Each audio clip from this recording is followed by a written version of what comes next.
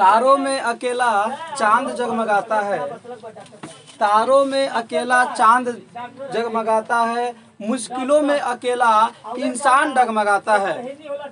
इन कांटों से मत डरो मेरे दोस्त, क्योंकि इन कांटों के बीच अकेला गुलाब मुस्कुराता है, गुलाब मुस्कुराता है। CSK अकेडमी में आप लोगों को स्वागत है। मैं छोटन कुमार कुशवाहा आप लोगों को स्वागत करता हूँ। इस मस्ती के साथ हम लोग आज का जो टॉपिक है वह है रसायन शास्त्र, जो कक्षा 10 और अन्य सभी प्रतियोगी परीक्षा के लिए बहुत उपयोगी है। इसका जो पहला चैप्टर है इसमें हम लोग पढ़ेंगे रासायनिक अभिक्रिया, रासायनिक समीकरण, उत्पाद, प्रतिफल, अभिकारक, संतुलित समीकरण या कंकाली संतुलित समीकरण, दूसरा असंतुलित समीकरण या कंकाली समीकरण। वीडियो अच्छा लग रहा है तो चैनल को सब्सक्राइब कर लीजिए, बेल आइकन को दबा लीजिए और कमेंट कीजिए, वीडियो को लाइक कीजिए, अपने दोस्तों के पास शेयर कीजिए। आइए शुरू करते हैं। शुरू करें बच्चे? देखिए यह जो रसायन है, रसायन शास्त्र केमिस्ट्री, इसमें सबसे पहला जो टॉपिक है रासायनिक अभिक्रिया। देखिए इसको सिंपल भाषा में समझिए। कोई भी तत्व या पदार्थ किसी अन्य तत्व या पदार्थ से क्रिया करके एक या एक से अधिक भिन्न भिन्न गुण धर्म वाले पदार्थों का निर्माण करे, उसे रासायनिक अभिक्रिया कहते हैं। ये हो गया किताब का भाषा। यह किसका भाषा हो गया बाबू? लेकिन हमको समझना है हम लोग अपना भाषा। देखिए बाबू, जब चीनी और पानी मिलता है तो क्या बनता है? शरबत। जब दूध और चावल मिलता है तो क्या बनता है? वही तो रासायनिक अभिक्रिया है। वह क्या है? रासायनिक अभिक्रिया। यानी कि जब कोई पदार्थ अकेले, यानी अकेले दूध, अकेले या किसी अन्य पदार्थ के साथ, तो दूध चावल के साथ मिलकर क्या बना दिया हो? खीर बना दिया। बना दिया कि नहीं बना दिया? बथुआ चीनी के साथ मिलकर क्या बना गया? मुरब्बा। क्या बना दिया? आटा में पानी डाल के गूंथने से क्या बना दिया? रोटी। और दूध को फाड़ के क्या बनाते हैं? रसगुल्ला। देखिए यानी कि कोई भी पदार्थ क्या होता है? कोई भी पदार्थ अकेले या किसी दूसरे के साथ। जैसे एक बात बताइए, आलू लीजिए, उसको 4 फाड़ा या 5 टुकड़ा 6 टुकड़ा काट दीजिए और उसमें थोड़ा सा नमक और थोड़ा सा हल्दी डाल के भून दीजिएगा, उसका नाम क्या होगा? सब्जी। क्या नाम होगा? सब्जी। यही तो रासायनिक अभिक्रिया है। और मजा है कि नहीं है? अब इसी को बच्चे रटते रटते बुढ़ा जाते हैं। बुढ़ाने क्या हो सकता है? अभी जवानी में पढ़ लीजिए। देखिए जैसे देखिए मैग्नीशियम ऑक्सीजन से अभिक्रिया करके क्या बनाया? Magnesium oxide. क्या बनाया बाबू? यहाँ पे ऑक्सीजन हाइड्रोजन सब हाइड्रोजन ऑक्सीजन सब क्रिया करके क्या बनाया? जल। क्या बनाया? जल। और यहाँ पे जिंक H2 सल्फ्यूरिक अम्ल सब क्रिया करके जिंक सल्फेट और क्या बनाया? हाइड्रोजन गैस बनाया। क्या बनाया बाबू? हाइड्रोजन गैस बनाया। कोई दिक्कत नहीं। तो एग्जाम में एक क्वेश्चन आता है तो आप लिख दीजिएगा, कोई इसका डिफिनीशन है आप लिख लीजिएगा या अपने से 2-4 एग्जाम्पल दे दीजिएगा। उसके बाद हम लोग चलते हैं अभिकारक क्या है। रासायनिक अभिक्रिया को इंग्लिश में कहते हैं केमिकल रिएक्शन। ठीक है बाबू, जो मेन टॉपिक है उसका इंग्लिश भी आप लोग पढ़ते चलिएगा, क्योंकि आगे चल के इंग्लिश इतना ज्यादा जरूरी हो जाता है कि बच्चे वहाँ पे इंग्लिश के लिए उन लोग का मतलब डर लगने लगता है। हायर एजुकेशन प्राप्त करने के लिए इंग्लिश जरूरी है तो है। दूसरा है अभिकारक, जिसको कहते हैं रिएक्टेंट। इसका इंग्लिश नाम क्या है बाबू? रिएक्टेंट। इसमें है रासायनिक अभिक्रिया में जो पदार्थ भाग लेता है उसे अभिकारक कहते हैं। क्या कहते हैं बाबू? रासायनिक अभिक्रिया में जो पदार्थ भाग लेता है उसे अभिकारक कहते हैं। और उसके बाद है उत्पाद, जिसको इंग्लिश में कहते हैं प्रोडक्ट। ना लोग कहते हैं प्रोडक्ट, बड़ा आइटम बड़ा झकास बाबू। हाई पतंजलि का प्रोडक्ट है, ठीक बा, इसका प्रोडक्ट है अच्छा है, टाटा का है तो अच्छा है, इसका है तो बड़ा घटिया है। तो देखिए रासायनिक अभिक्रिया के फलस्वरूप, यानी कि अभिकारक के फलस्वरूप जो पदार्थ बनता है उसी को उत्पाद कहते हैं। क्या कहते हैं? उत्पाद। इसको समीकरण से समझते हैं। देखिए यहाँ हाइड्रोजन और ऑक्सीजन ऑक्सीजन ये क्या है? ये अभिक्रिया में भाग लिया है। क्या लिया है? इसको अभिकारक कहते हैं। और इस लेने के बाद बनाया क्या? तो जो बनता है उसी को उत्पाद कहते हैं। जैसे गेहूं डालते हैं तो आटा निकलता है, आटा हमारा उत्पाद हो गया। सही है कि नहीं है? गुड।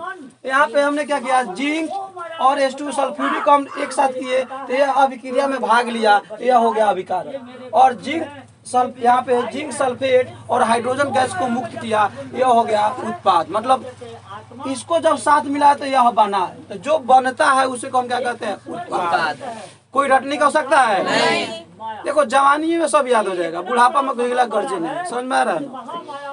उसके बाद देखिए अभिकारक को तीर चिन्ह के बाई लिखा जाता है, यह है तीर चिन्ह। क्या है बाबू? तीर चिन्ह। भाई है, यह है दाई और यह है बाई, यह है बाई। समझ में आ गया कि नहीं आ गया?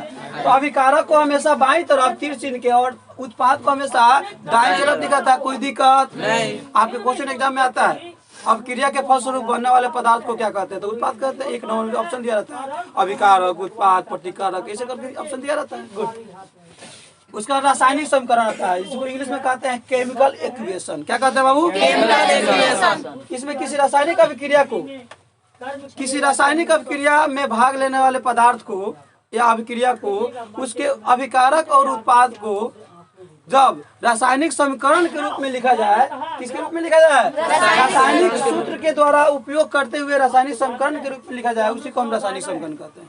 जैसे यहाँ देखिए खूब ध्यान से, मैग्नीशियम और ऑक्सीजन मिलकर क्या बनाया? Magnesium oxide. क्या बनाया बाबू? तो मैग्नीशियम का होता है Mg, होता है कि नहीं होता है? होता है। ऑक्सीजन का होता है O, और ऑक्सीजन अकेले नहीं आता है, O2। और तीर चिन्ह के बाद क्या बना दिया? MgO, जिसका नाम है मैग्नीशियम ऑक्साइड। क्या नाम है? यहाँ पे लिखा हुआ है मैग्नीशियम। क्या नाम है बाबू? तो इसी को रासायनिक समीकरण कहते हैं। यह जो है ना, इसी को रासायनिक समीकरण कहते हैं। कोई दिक्कत नहीं। यह हमारा कौन शब्द समीकरण है और यह रासायनिक समीकरण की सूत्र का प्रयोग इसमें हुआ है, किसमें हुआ है? यह शब्द में लिखा गया है, यहाँ पे सूत्र पर सूत्र का प्रयोग हुआ। जैसे मैंने लिखा सल्फर और किसी ने ऐसे लिखा, किसका गलती है? दोनों का सही है। दोनों सही है ना? यह सूत्र का यश है और यह सल्फर पूरा नाम है। तो जब सूत्र में लिखा जाए रासायनिक अभिक्रिया को तो उसी को रासायनिक समीकरण कहते हैं। कोई दिक्कत है नहीं। प्यार मोहब्बत से पढ़ो ना, मजा आ जाएगा। उसके बाद देखिए यह 2 प्रकार के होते हैं, एक होता है संतुलित और दूसरा होता है असंतुलित। एक होता है संतुलित, दूसरा होता है असंतुलित। असंतुलित को कंकाली कहा जाता है। क्या कहता है? कंकाली। कंकाली। अब देखो यहाँ पर इसका समझ लेते हैं। संतुलित रासायनिक समीकरण, इसमें देखिए होता क्या है।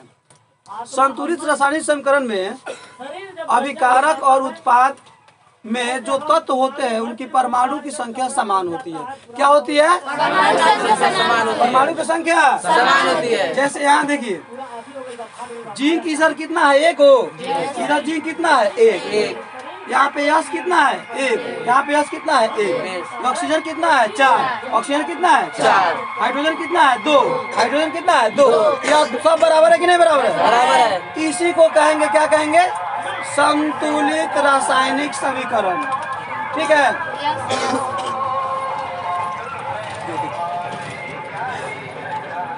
चलिए उसके बाद असंतुलित या कंकाली रासायनिक समीकरण।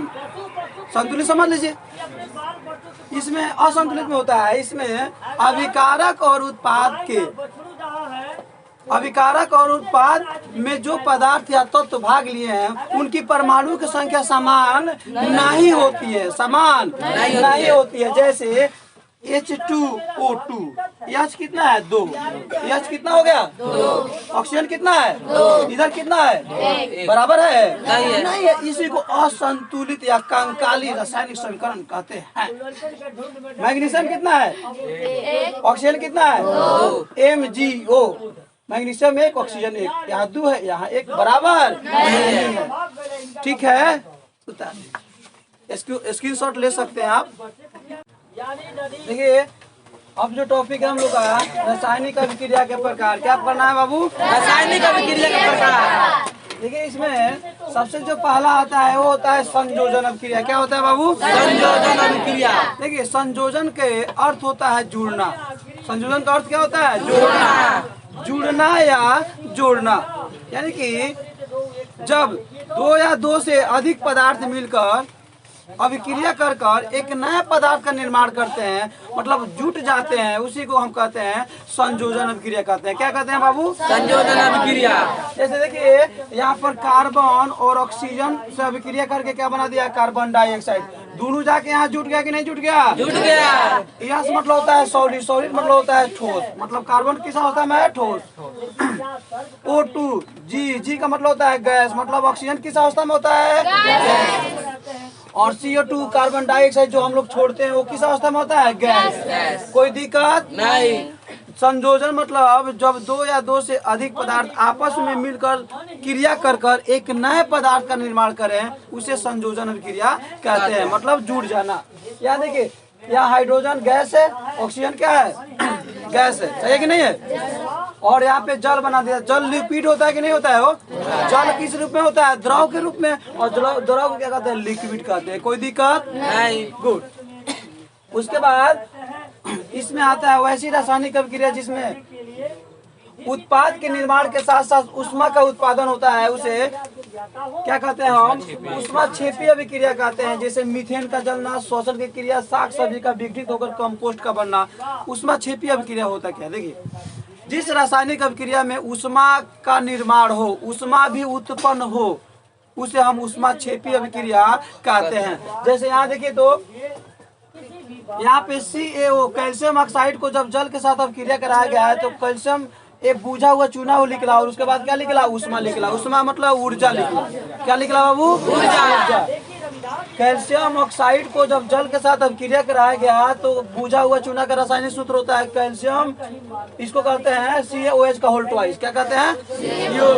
CaOH का होल ट्वाइस। और यह सूत्र होता है बूझा हुआ चूना का रासायनिक सूत्र होता है, जो किसी भी एग्जाम में बार बार यही पूछा जाता है। कोई दिक्कत नहीं। तो जब कोई भी रासायनिक अभिक्रिया में उष्मा का निर्माण हो, उसे हम क्या कहेंगे? उष्मा क्षेपी रासायनिक अभिक्रिया। जैसे मीथेन का जलना, मीथेन मतलब CH, देखो तो यहाँ मीथेन है, मीथेन का यदि क्या होता है? रासायनिक सूत्र CH4। जैसे आप लोग को 3 चैप्टर केमिस्ट्री में हम लोग चलेंगे, 4 चैप्टर, तो उसमें पूरा सूत्र कैसे बनेगा मिल जाएगा। मीथेन जब ऑक्सीजन से अभिक्रिया करता है तो कार्बन डाइऑक्साइड और जल बनाता है, उसके साथ साथ क्या बनता है? ऊर्जा या ऊर्जा का निर्माण होता है। भोजन में कार्बोहाइड्रेट होता है, कार्बोहाइड्रेट के टूटने से ग्लूकोज बनता है। ग्लूकोज हमारे शरीर में क्या करता है? वो शरीर से ऑक्सीजन से O2 मतलब क्या होता है? ऑक्सीजन। O2 माने ऑक्सीजन मिलकर हमें ऊर्जा प्रदान करती है। इस अभिक्रिया को श्वसन अभिक्रिया करते हैं। देखिए, कार्बोहाइड्रेट टूटता है, ग्लूकोज में ग्लूकोज ऑक्सीजन से मिलकर हमको ऊर्जा प्रदान करता है, इसको हम कहते हैं श्वसन अभिक्रिया। कौन अभिक्रिया कहते हैं? श्वसन अभिक्रिया। श्वसन अभिक्रिया कहते हैं। अब यहाँ देखिए, यहाँ ग्लूकोज का सूत्र है। ग्लूकोज का सूत्र क्या होता है? C6H12O6। ग्लूकोज का सूत्र क्या होता है? C6H12। ग्लूकोज का सूत्र है। देखिए बाबू, यह जो सूत्र है यहाँ पर जो हमको मिला था, बूझा हुआ चूना का रासायनिक सूत्र, इसको देखिए, यही टर्निंग पॉइंट है, इसको आप लोग पढ़ते चलिएगा।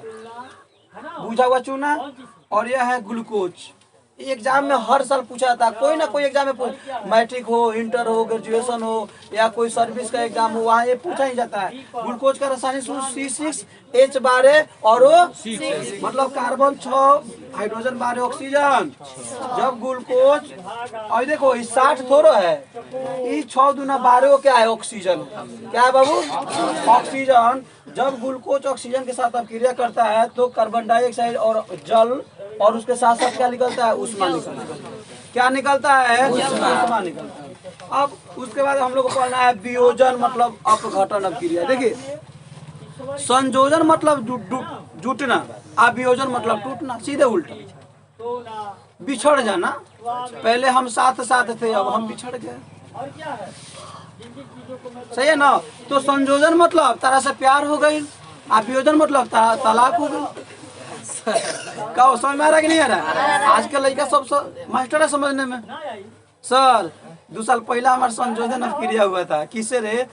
अब समझ ही रहा है, फ्रेंड थी, लड़कियों कहती है फ्रेंड था। आपसे अच्छा तो नहीं था, लेकिन पूरा भी नहीं था।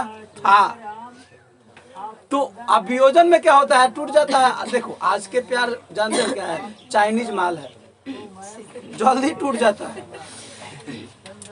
समझ में आ गया ना। जैसे एक छोटा सा कहानी बताता हूँ आप लोग को। देखिए, एक लड़के को एक प्यार हो गया था मतलब चाइनीज लड़की से, ठीक है। तो वो शादी करने बेचारा उसी से चुन लेंगे, शादी कर लेंगे। उसके घर के लोग समझाए यार मेड इन इंडिया अपनाओ। अब वो चाइना से शादी कर लिया, चाइनीज लड़की से। 2-4 महीने के बाद लड़कियां किसी कारण से मर गई। तो उसके दादा बताए कि पहले ही बोलते हैं कि चाइनीज माल टिकता नहीं है। तो अब क्या करोगे, सेम वही कंडीशन है। तो देखो बाबू, तो वियोजन और विघटन का मतलब क्या होता है, टूटना, बिखर जाना।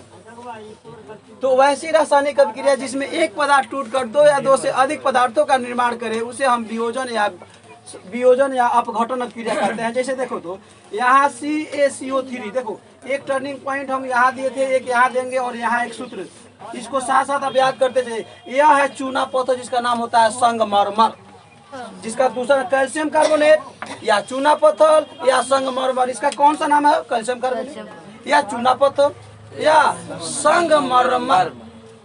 इस सूत्र है, चुनवा ही नहीं, हम लोग सुर्तिया में लपेट के खाता है। तो देखिए यहाँ उष्मा से जब इसका अभिक्रिया कराया गया तो ये CaO और CO2 में टूट गया। तो यहाँ प्यार में था, यहाँ बिछड़ गया। कहो यहाँ था प्यार में, तू मेरी साफ प्यार हो रहा था, यहाँ बिछड़ गया। कैल्शियम ऑक्साइड और कार्बन डाइऑक्साइड अलग अलग हो गए। कोई बात नहीं है। चलिए यहाँ देखिए, जल एक में था, विद्युत धारा जब उसमें प्रवाहित किया गया तो एक किस में टूट गया, हाइड्रोजन गैस में और ऑक्सीजन गैस में बिछड़ गया। प्यारा सा था, बिछड़ गया। पहले एक था, अब बिछड़ गया, 2 हो गया ना। देखिए अब इसमें नोट चलते हैं। जब वियोजन अभिक्रिया उष्मा के द्वारा हो तो उसे उष्मीय वियोजन कहते हैं। जब वियोजन अभिक्रिया किसके द्वारा टूटे, उष्मा के द्वारा, तो उसे क्या कहेंगे, उष्मीय वियोजन। तो उष्मीय वियोजन का उदाहरण ये है। उष्मा के द्वारा टूटा है कि नहीं टूटा है, हो बोलो। कोई आदमी जा रहा है तो उसको एक्सीडेंट होता है तो बोलता है किसके द्वारा, तो बस के द्वारा। तो बोला बस के द्वारा वो मारा गया। मोटरसाइकिल के द्वारा वो मारा गया।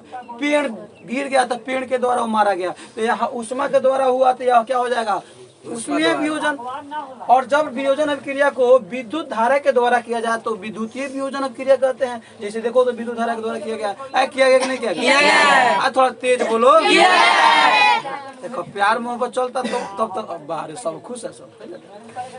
देखो ये आज के बच्चे लोग का एक खासियत है, पढ़ने के साथ साथ उनको मस्ती चाहिए ही चाहिए। विस्थापन समझ में आ रहा है, सॉरी संयोजन आ रहा है, वियोजन आ रहा है, कम आ रहा है। वह प्यार में सटल और हटल बहुत जल्दी समझ में आता है। सूर्य प्रकाश की उपस्थिति में संपन्न होने वाली अभिक्रिया को प्रकाश रासायनिक अभिक्रिया कहते हैं, जिसको इंग्लिश में कहते हैं फोटोकेमिकल रिएक्शन। क्या कहते हैं, फोटोकेमिकल रिएक्शन। तो देखो 2Ag क्लोराइड, ये सिल्वर क्लोराइड है। Ag मतलब होता है सिल्वर और Cl मतलब होता है क्लोरीन। तो सिल्वर क्लोराइड को सूर्य के प्रकाश की उपस्थिति में जब उसको रासायनिक होता है अभिक्रिया तो Ag और क्लोरीन अलग अलग क्या होता है, बढ़ जाता है। क्या होता है, बढ़ जाता है। ये हो गया हमारा कॉम्बिनेशन रिएक्शन और यह हो गया हमारा डिकम्पोजिशन रिएक्शन। कोई दिक्कत नहीं, आप इसको स्क्रीनशॉट आसानी से ले सकते हैं। देखिए हम लोग पढ़ रहे थे वियोजन अभिक्रिया, उसमें जो होता है जब वियोजन अभिक्रिया उष्मा के द्वारा किया जाए तो उसे उष्मीय वियोजन, विद्युत के द्वारा किया जाए तो विद्युतीय वियोजन। और भोजन का पचना वियोजन अभिक्रिया का उदाहरण। कैसे बाबू, देखिए भोजन हमारे शरीर में जाता है तो टूटता है कि नहीं टूटता है, तो जो टूटेगा ना वही वियोजन है, जो टूटेगा वह वियोजन है, जो जुटेगा वह संयोजन, जो टूटेगा वह वियोजन। संयोजन अभिक्रिया वियोजन अभिक्रिया के क्या है, उल्टा है, एक दूसरे क्या है, विपरीत है। मतलब मैं इधर देख रहा हूँ, आप लोग इधर देख रहे हो, हम लोग विपरीत है कि नहीं है, गुड। तो भोजन का पचना, एग्जाम में क्वेश्चन बार बार पूछा जाता है, भोजन का पचना कौन सा अभिक्रिया का उदाहरण है, तो क्या लिखिएगा बाबू, वियोजन। क्योंकि भोजन टूटता है तो क्या होता है शरीर में, जानते हो, मतलब कि पोषक तत्व मिलते हैं, कचरे अलग निकलता है, यूरिन अलग होता है, ब्लड होता है कि नहीं, सब होता है, सब बनता है। उसके बाद देखो संयोजन वियोजन के बाद हम लोग को पढ़ना है विस्थापन अभिक्रिया या एकल विस्थापन, जिसको इंग्लिश में कहते हैं डिस्प्लेसमेंट रिएक्शन एंड या सिंगल डिस्प्लेसमेंट रिएक्शन। इसमें देखिए जब कोई तत्व दूसरे तत्व के उसके यौगिक के विलयन से विस्थापित कर हटाकर खुद उसका स्थान ग्रहण कर लेता है। जब कोई तत्व किसी दूसरे विलयन के तत्व को वहां से हटाकर उसका स्थानों पर जाके बैठ जाता है, उसका स्थान ग्रहण कर लेता है, उसी कहते हैं विस्थापन क्रिया। विस्थापन मतलब भगाकर, विस्थापन मतलब भगाकर। जैसे मैं आपको एक एग्जांपल देता हूँ, जैसे देखिए यहाँ जो है, मान लीजिए यह बेंच है, आप लोग बेंच पे बैठे हो, मान लीजिए कोई यहाँ पे लड़का या बेंच पर, और वह बेंच के लड़का ये बेंच हो गया, मान लीजिए ये हमारा क्या हो गया, बेंच। एक यहाँ बैठा, एक यहाँ बैठा, एक यहाँ बैठा, एक यहाँ बैठा। दूसरे बेंच के लड़का यहाँ से निकला और यह आके यहाँ से आके और यहाँ क्या हो गया, किसको हटा दिया। विस्थापन मतलब क्या होना, हटा देना, उसे हम कहते हैं विस्थापन क्रिया। कोई दिक्कत है नहीं।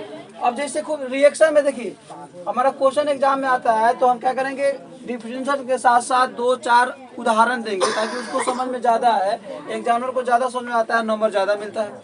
और कॉम्पिटिटिव एग्जाम के लिए तो बस विस्थापन क्रिया का डिफरेंशियल मालूम है तो देख के पहचाना जा सकता है। अब जैसे देखिए, यह है आयरन, आयरन माने लोहा, यह है कॉपर सल्फेट। क्या है बाबू, कॉपर सल्फेट। जब यह आयरन कॉपर सल्फेट से विक्रिया करता है तो देखो तो यहाँ कॉपर को भगा दिया कि नहीं, जाके बैठ गया, इसके जगह पे बैठ गया कि नहीं बैठ गया, तो इसी को कहते हैं विस्थापन क्रिया। यहाँ देखिए, यह है फिर आयरन, आयरन माने लोहा, यह है सल्फ्यूरिकम। जब इससे अभिक्रिया किया तो H2 को क्या किया, भगा दिया कि नहीं भगा दिया। देखो यहाँ पे H2 होना चाहिए ना, इसको क्या किया, यहाँ पे भगा दिया। फिर यह आयरन किससे अभिक्रिया किया, हाइड्रोक्लोरिकम HCl से अभिक्रिया किया, तो यहाँ पे क्या किया, H को भगा दिया और इसके जगह यहाँ पे क्या, देखो तो आके बैठ गया। यहाँ पे जिंक जब सल्फ्यूरिक अम्ल से अभिक्रिया करता है तो जिंक सल्फेट और H2 को बनाता है, मतलब यहाँ जिंक अकेले था, यहाँ पे H2 को भगा कर और यहाँ पे क्या जाकर बैठ गया। कोई दिक्कत नहीं। उसके बाद है द्विविस्थापन क्रिया।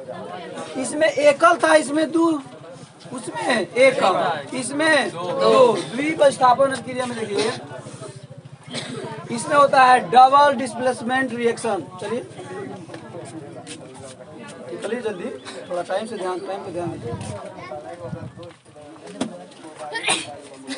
देखिए बाबू, इसका क्या नाम है, डबल डिस्प्लेसमेंट रिएक्शन। इसमें जब दो यौगिक अपने आयनों की अदली बदली करते हैं कि तू हमारे ले ला, हमारे ले अपन दे दो, ऐसा है कि नहीं। जैसे बाबू पहले वस्तु विनिमय प्रणाली चलती थी, वस्तु से वस्तु को बदलना। अब तो मुद्रा आ गया है, कोई भी चीज खरीदना है मुद्रा दीजिए, आ जाइए, कहो। अब पहले था एक चाची अपन चौलवा दो, हमारा रोटियां ले ला, हमारा लड़का रोवत था, ऐसे होती थी। तो अब वैसे नहीं है। यहाँ देखिए द्विविस्थापन क्रिया, यहाँ देखो, यहाँ पे सोडियम सल्फेट और बेरियम क्लोराइड जब अभिक्रिया करता है तो सोडियम कहाँ पे चला जाता है, सल्फेट, यहाँ पे सोडियम सल्फेट है ना, तो यहाँ पे सोडियम के साथ बेरिलियम आता है, यहाँ पे सोडियम सल्फेट के साथ आना, यहाँ सल्फेट के साथ आ गया, हाई बेरिलियम आ गया। एक क्लोरीनवा के साथ क्या चला गया, NaCl। इसके क्लोरीन के साथ क्या चला गया बाबू, Na चला गया। मतलब सोडियम हाई जो बेरिलियम है सल्फेट के साथ चला है, और यह जो सोडियम है किसके साथ चला गया, क्लोरीन के साथ। मतलब अदला बदला हुआ है कि नहीं हुआ है।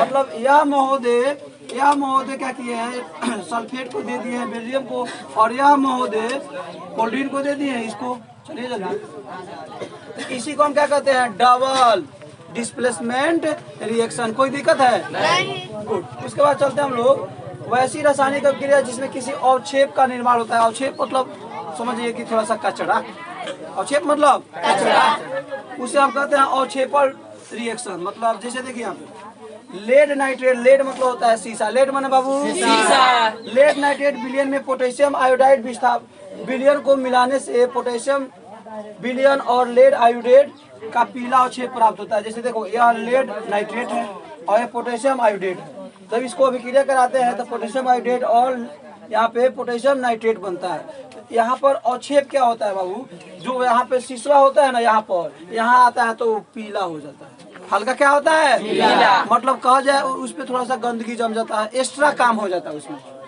समझ में आ रहा है ना। जैसे आप लोग कपड़ा देखते हो, व्हाइट जो कपड़ा होता है उस पर नील चढ़ाया जाता है, सही है ना। तो वो नील जैसे नील में डुबाया जाता है तो उस कपड़े का कलर थोड़ा सा अलग हो जाता है, उसका एक अवक्षेपण प्राप्त हो गया। तो वो हम अब जानबूझ के करते हैं सुंदरता बढ़ाने के लिए, लेकिन यहाँ पे सुंदरता घटाने के लिए होता है।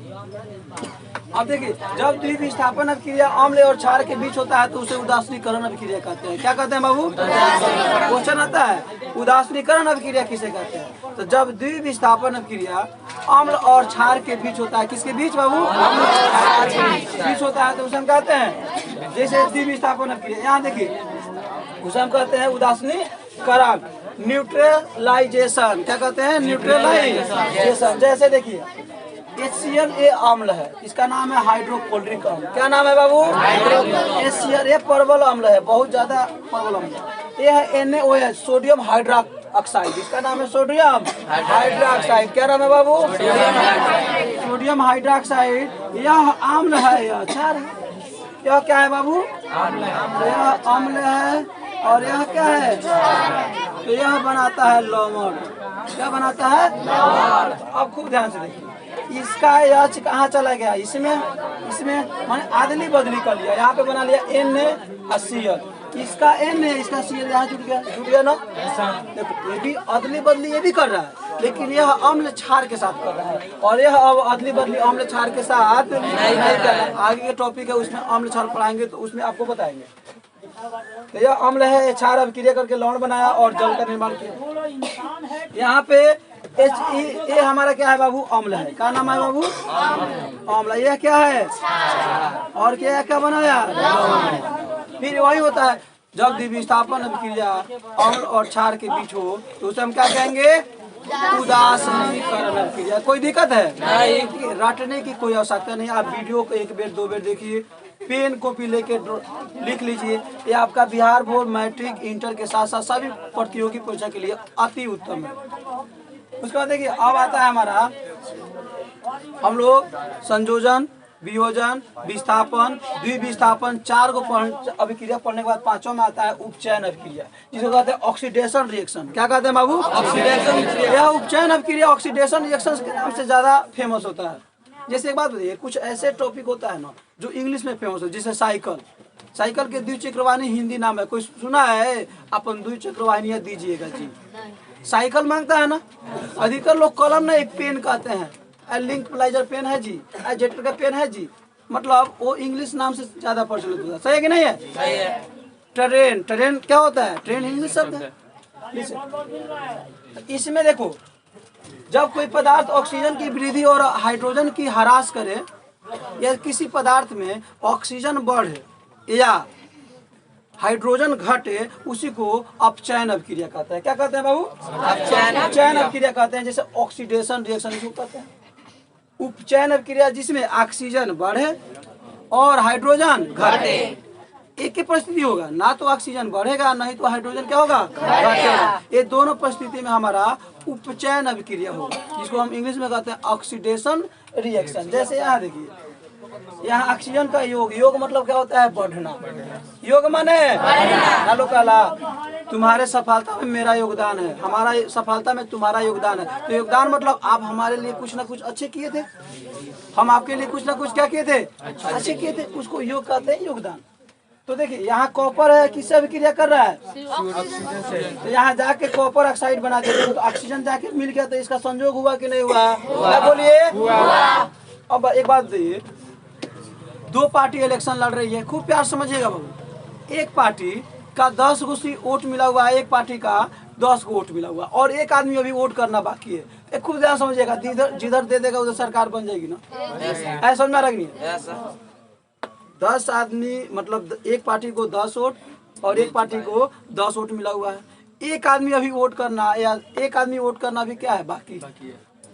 तो एक बार बताइए, सरकार वो बना देगा ना, तो संजोग कर देना। अब यहाँ देखिए, यहाँ ऑक्सीजन कहाँ था? अकेले था, यहाँ जाके मिल गया, संजोग हो गया कि नहीं हो गया? हो गया। अब यहाँ देखिए, मैग्नीशियम ऑक्सीजन दोनों मिल गया, संजोग हुआ कि नहीं हुआ? हो गया। यहाँ कार्बन ऑक्सीजन, कार्बन डाइऑक्साइड बना दिया। अब आप लोग को सबसे इसमें चीज देखना है, जब कॉपर, एक क्वेश्चन एग्जाम में आता है, थोड़ा टेढ़ करता है एग्जामिनर ना, तो ऐसे पूछता है, जब कॉपर ऑक्सीजन से अभिक्रिया करता है तो क्या बनाता है? तो कॉपर ऑक्साइड बनाता है, इसका नाम है कॉपर ऑक्साइड।